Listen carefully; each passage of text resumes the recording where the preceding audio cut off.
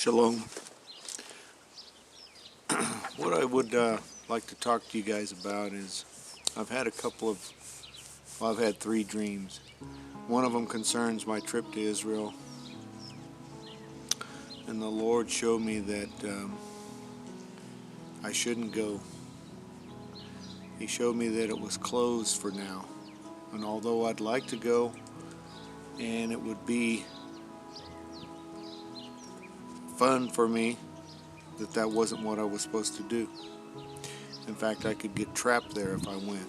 So I also had a dream about the rapture, and I had a dream about Russia attacking NATO forces. So I'd asked the Lord that night for a dream about whether I should go to Israel and whether I should shave, and maybe an end times dream. And so I had the dream, and I'm going to be shaving after today. But when we come to the Word of God tells us that it is God's glory to hide a thing and a king's glory to find it. So a lot of times these things that He has said to us are, well, most of the time they're hidden. So we have to search those things out, those meanings. Not every dream is from the Lord. I've been praying for months and I really haven't had a lot of dreams, a lot of word from Him. He showed me that due to some neglect on my part, that my hearing of Him was damaged.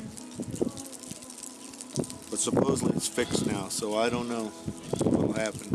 I do know that the Lord told me that when they came to take my house, and when they proposed to take His, that I would know it was the end of time. So those things have happened. So have a lot of the other things that He has shown me. So I'm really nobody. I'm just like you guys. I'm trying to find the Lord. I'm searching. I tremble and shake about my own salvation also. So that's a good thing, I think, that we are made to re-examine our lives and what we believe and what we don't believe. Rest assured, though, the Lord is coming. These things aren't lined up the way they are for Him to not return. So hold fast. Have faith. I know I'm talking kind of slow. I'm a little bit tired. But I want to talk to you guys about this dream that I had. And I dreamed that I was at this guy's house, and we'll do the rapture dream first. I dreamed that I was at this guy's house and he was showing me this airplane that he had in his garage. It's a beautiful airplane, the wings folded up, and I was admiring his airplane. He said, "Hey, would you like to fly it?" So I said, "Yeah, I'd like to fly it." And so we folded the wings out and we backed it out of the garage, and then I got in it and started it up, and we rolled the plane backwards, and the wing almost hit the garage. It just came right up against the edge of the garage roof. Scared me.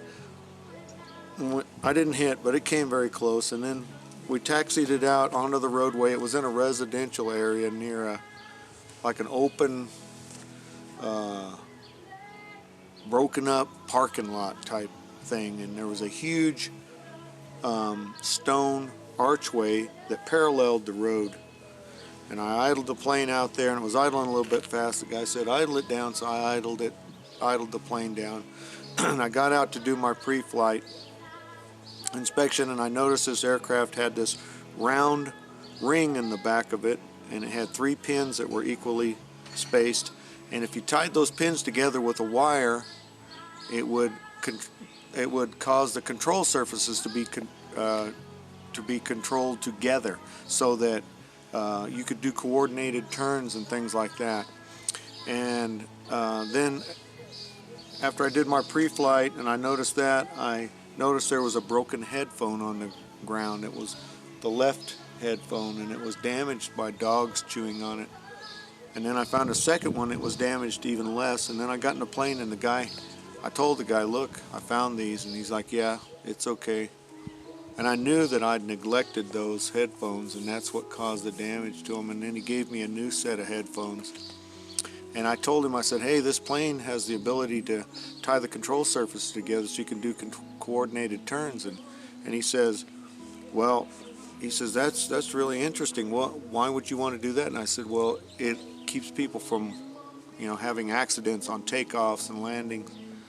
And I said, you still have the ability to control the control surfaces independently, but it will also coordinate them with just the stick.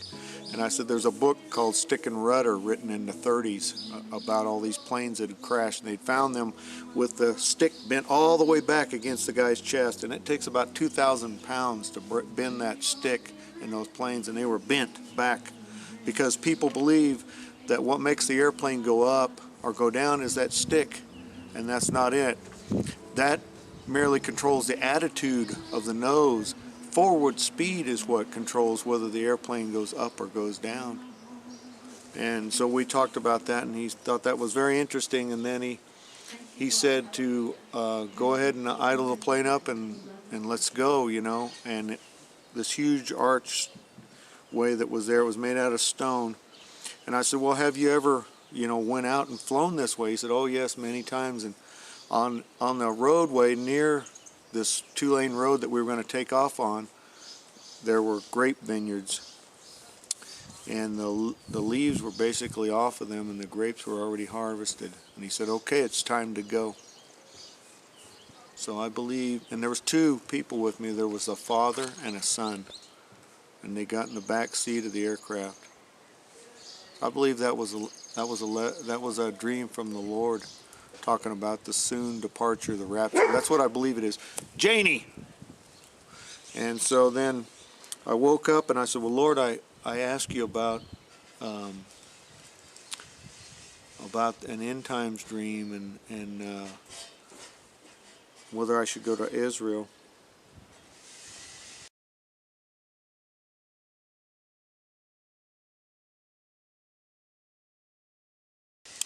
And so the next dream that I had, I fell asleep, and I dreamed that at 4:30 in the morning, and then the Lord spoke to me and he said, Isaiah 4 chapter 3.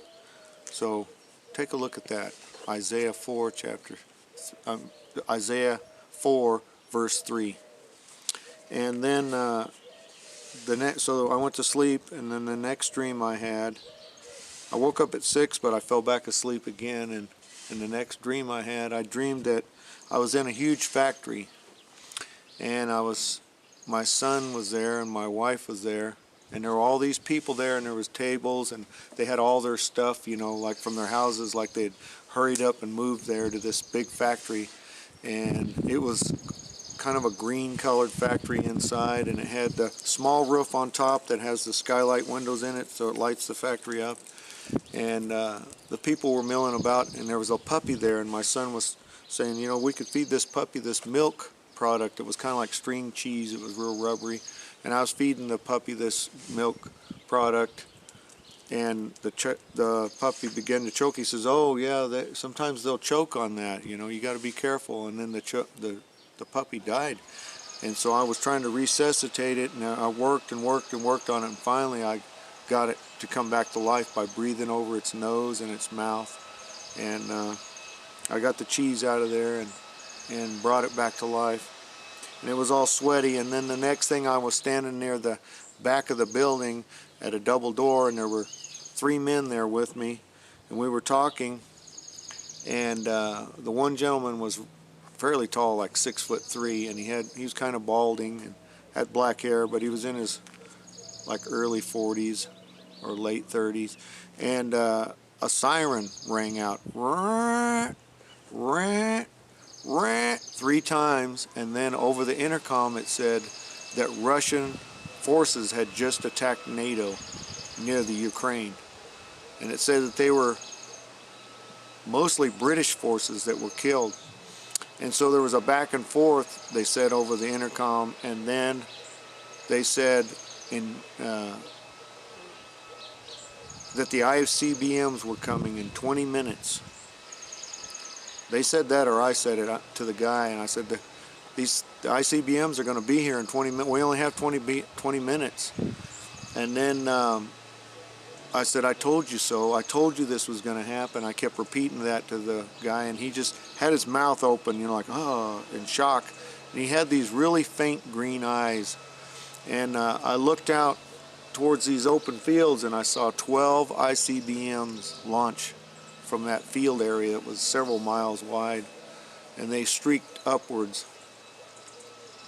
And the last things I was telling the guy was that the rapture is going to happen. The rapture is going to happen, just like I told you. And then I woke up. So be praying for Israel. They are surrounded by enemies, and be praying for your loved ones, and praying for our NATO forces, because I believe this thing is leading up to what's going to happen soon. You know,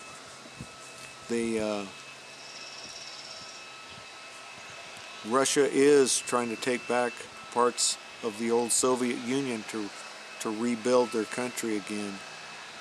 Anyway, I would also like you guys to say a word of prayer for me because of this ongoing trial that I'm going through. It's very difficult. And as you can see, almost any time of the day, I wait till this time of the day to come out here and do this video. And some knucklehead starts running a leaf blower, and it just snowed here a few days ago.